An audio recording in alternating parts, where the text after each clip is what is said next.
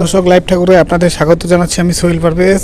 আপনারা লক্ষ্য করছেন যে ঠাকুরগাঁও সদর উপজেলার 17 নং জগন্নাথপুর ইউনিয়নের যে নর্থ এগ নামের যে মুরগির ফার্ম রয়েছে, এখানে কিন্তু এখানকার খাবার খেয়ে এখানকার যে কর্মরত শ্রমিকরা রয়েছেন তারা কিন্তু অনেকেই অসুস্থ হয়ে কিন্তু হাসপাতালে ভর্তি রয়েছেন। সেই সংবাদের প্রেক্ষিতে ঠাকুরগাঁও সদর উপজেলার নির্বাহী অফিসার মোহাম্মদ খায়রুল ইসলাম এই ফার্মে এসে উপস্থিত হন এবং কি তাদের যে খাবারের ঘর রয়েছে সেখানকে পরিদর্শন করেন এবং কি ফ্রিজ ট্রিজ সব কিছু খুলে কিন্তু এখানে বিভিন্ন প্রকারের খাবার, যেমন এখানে মাছ, মুরগির মাংস, সেগুলো কিন্তু আসলে প্রচুর দুর্গন্ধ অবস্থায় কিন্তু এখানে উদ্ধার করেন এবং কি আরেকটি ফ্রিজে রাখা,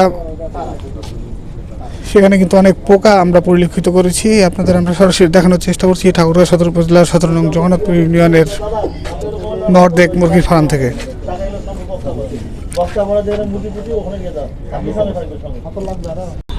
আমরা এখানে নর্থ এগ লিমিটেডের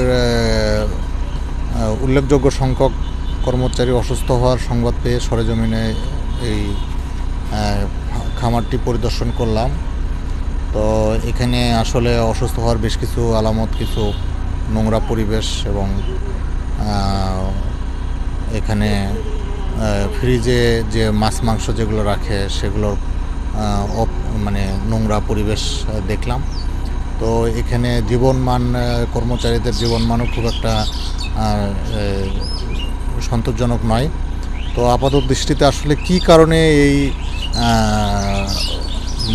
ইয়েটি ছড়িয়ে পড়েছে, ডায়রিয়াটি এবং এই যে পেটের সমস্যা এটা ছড়িয়ে পড়েছে, এটা আসলে তাৎক্ষণিকভাবে এটা বোঝা সম্ভব নয়। তবে স্যানিটারি ইন্সপেক্টর পরিদর্শন করেছেন সদর হসপিটালে এবং আমাদের যে ভেটেরিনারি সার্জন আছে তারাও পরিদর্শন করেছেন।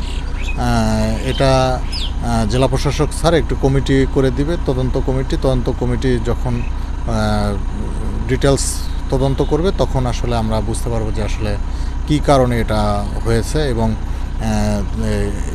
ফার্ম কর্তৃপক্ষের আসলে করণীয় কী বা তাদের বিরুদ্ধে কী শাস্তিমূলক ব্যবস্থা গ্রহণ করা হবে, এটা আমরা পরবর্তীতে বলতে পারবো।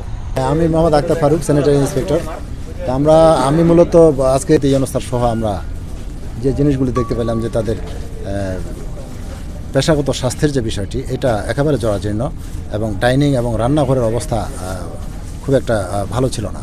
এবং পরবর্তীতে আমরা যে খাদ্য সংরক্ষণের ফ্রিজগুলি, রেফ্রিজারেটরগুলি দেখলাম, এই রেফ্রিজারেটরে অনেক পচা খাবার সংরক্ষিত ছিল এবং যেখানে 10 কেজির ধারণ ক্ষমতা যে রেফ্রিজারেটরের, সেখানে 50-60 কেজির উপরে ধারণ ক্ষমতা ছিল, যার ফলে ফ্রিজগুলির কর্মক্ষমতা হারিয়ে ফেলার কারণে সেই সংরক্ষিত প্রোডাক্টগুলি স্বাভাবিক ছিল না, সেগুলি পচে গেছে।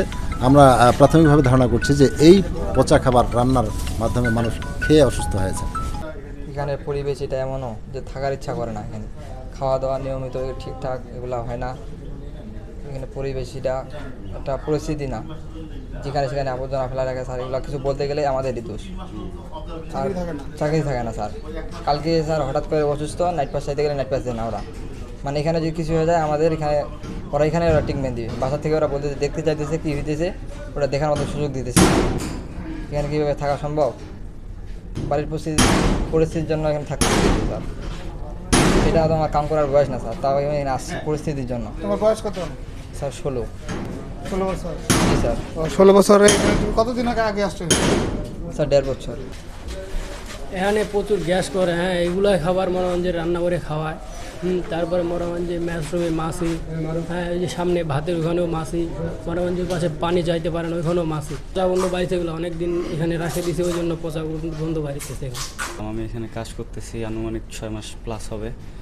তো এখানে হচ্ছে 2 দিন আগে, পরশু দিন দুপুরবেলা মুরগির মাংস খাওয়ার পর থেকে সবার একই সমস্যা, পাতলা পায়খানা, ডায়রিয়ার মতন অবস্থা, সিরিয়াস। পরিবেশ ভালো লাগে না, পরিবেশ অত ভালো না, দেখতেই পাচ্ছেন এই যে অবস্থা, কতদিন ধরে এরকম হয়ে আছে। বাথরুমের অবস্থাও ভালো না, সুস্থ পরিবেশ না এগুলা।